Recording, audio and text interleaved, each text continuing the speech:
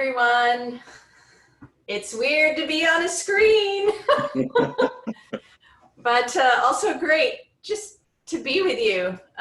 It really is a joy to be with you. I say this every time, but I think I just forget how great it is. And especially because I've spent a few days dreading trying to get a sermon written or figure out what I'm going to say, that by the time I actually get here, I'm just ready to receive your kindness and your grace, and I really appreciate it.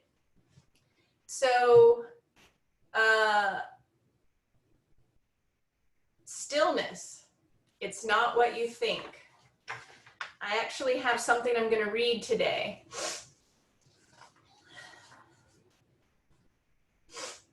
I'm up. It's 3 a.m. and we're having a thunderstorm, the likes of which I have not seen since I was a child in Macon, Georgia. Entire sheets of light flash in the sky, followed by rolling thunder.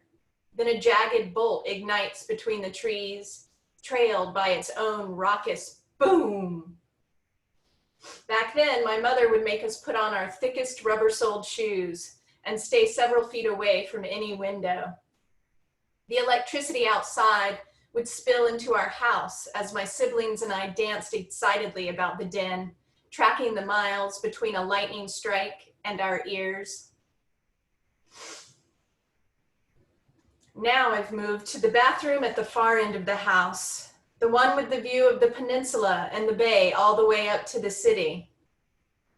Standing atop the side of the tub, I watched the jagged lines of light increase and find myself counting 1, 2, 3, waiting for the inevitable crack to fill my now grown ears.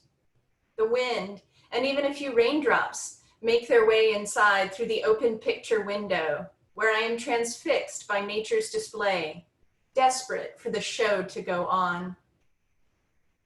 The truth is, I was already up, fretting and rewriting this sermon. Oh, I've got a thorough outline and weeks worth of rumination on stillness, but it just hadn't come together until now, until this. It's funny how, perched up on that bathtub, I'm searching for the stillness in the storm. It's been days of stifling heat, the thickness of the air having rolled in first, making movement feel like molasses. And now that the heat has broken in such a sure and violent way, it's as if the upset only affirms the calm which preceded it. I guess I'm saying that my interest these days lies not so much with the peace and respite we assign to stillness, but with the storm residing inside it. First off, stillness is a myth. It doesn't actually exist. In a world where the only constant is change, how could anything ever reach complete stasis? It's impossible. And yet, we presume it is like a light switch, on or off. I'm either moving or I'm not. In contemplative circles especially, we exalt stillness as an ideal. And yes, quieting is a desperate necessity in this madly turning world. But it doesn't stop there. Sitting down and getting still is only the beginning. Still, still, storm, still, still, still, storm, still, still, still, storm, still. I've been playing this rhythm in my head the last couple of days since Peter sent along the chant for today's service. It demonstrates so simply the cycle I've come to believe is embedded inside any practice of stillness. First, there is the stilling itself, which is an ongoing act, not a finite destination. Because once we arrive inside true stillness, once the settles in us like an oasis, then and our inner leaf blower starts up and disrupts any trace of emptiness we thought we'd found. Historically, my challenge with stillness has been getting there at all. The world offers countless obstacles to slowing down and shutting up. But in the last 6 months, I've had more of both than I could have dreamed. In January, I was diagnosed with severe anemia, along with some digestive dysregulation and adrenal fatigue, which is the medical way of saying I've been a zombie. I sleep 10 hours a night, then take 2-hour naps. I get winded at the top of our stairs while my thigh muscles burn as if I've scaled an entire stadium. My brain, most days in a light fog, functional enough, but muted. I struggle to go for walks around the block, much less a hike, and I consider it an active day when I manage to clean out the storage room or tackle laundry. Add to this a nice global pandemic, and I'd say I've got about as much stillness as I can handle. Believe me, I am grateful to have this abundance of time, except for when I'm forgetting to be grateful for it. When I'm again facing the wall next to my bed or staring out the window in a stupor, I hear a voice telling me to get the heck up and get going. Who do you think you are, it says, lying around like this? Do you know how many people are busting their butts just to feed their kids or keep a roof over their heads? Don't you realize there's a racial justice movement happening and the world needs you to do something? For God's sake.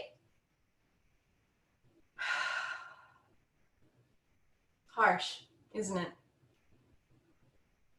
There's a reason so many people avoid slowing down and getting still. If you do it often or long enough, your crap is going to show up. Your leaf blower will go off. A storm is going to roll in. My own particular leaf blower has become louder and louder the longer I have been still. In fact, I've discovered it has a name. Mert. I don't know why Mert, that's just Mert. Mert. I am trying to befriend him. At best, Mert is a taskmaster, and at worst, a creature of self-loathing. He is always at the ready with an ode to my imperfections, and he loves to point out all the things I could, meaning should, be doing. Meanwhile, he turns a blind eye to anything I am actually accomplishing. Just last night, Mert pointed out the irony of me preaching on stillness. He whispered, "Stillness? What you really need is to move, you dodo." Deep down, Mert means well. His voice of misplaced motivation has been with me all my life, pushing me toward what he thinks I need, like the overbearing father of a teenage athlete. Mert wants the best for me, but in a way that's no longer helpful, in a way that, in fact, is holding me back.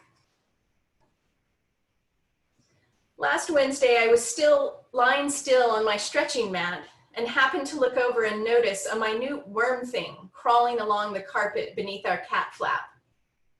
It wasn't bigger than a pin and half the length. I grabbed some nearby paper and tried to scoop the thing up, but every time I got close, it would recoil and reverse direction, its tail suddenly becoming its head, inching in a new direction of flight.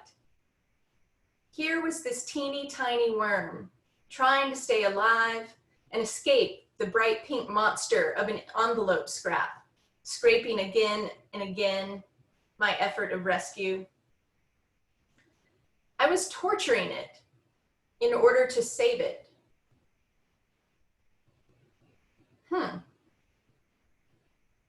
Kind of like Mert.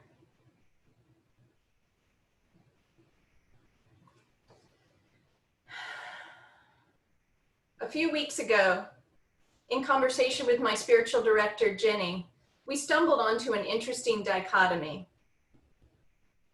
I'd been lamenting my personal zombie apocalypse and vocalizing some of Mert's most judgmental lullabies. A year ago, I would have killed for this much stillness, the time to nurture my contemplative tendencies. Be careful what you wish for. Jenny gently wondered out loud about the difference between urge and urgency. Urge and urgency. Urgency suggests a kind of frenzy, all too familiar to most of us, where boxes are ticked, action items burgeon, and life is lived from a place of things that need to get done. But urge is an altogether different mandate. It is a feeling, a force generated from the inside out, measured by breath and becoming. Urge is an instruction which arises from listening. And in order to truly listen, we must hold still. I'm beginning to see how consistently I've been on the side of urgency, even while sheltering in place, unwilling and unable to calm a tumbling hamster wheel. My poor health, a limitation I continue to deny, hums inside me like that cage, my insides battered and weary from the roll. I may have accepted falling ill on the surface of things, but the chatter in my head, as I've noted, turns too often toward lack and not enough and chastisement. But here's the thing. God has landed me right here, inside this massive vat of stillness and quiet and time. This is what is happening. I can fight all I want, but it won't change it. The healing of my maladies will take time, just like the resolution of a global pandemic takes time.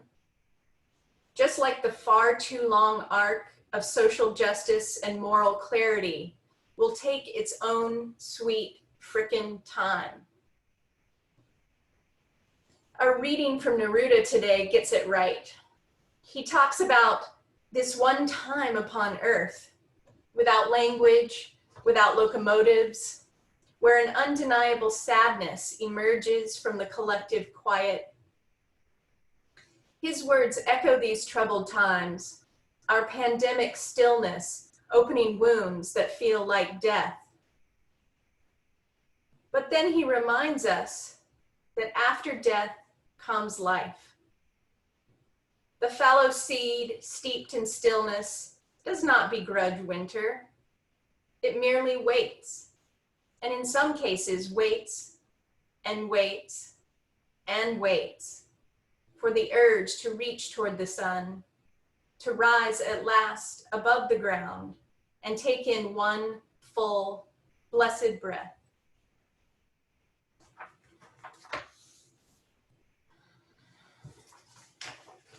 Thank you.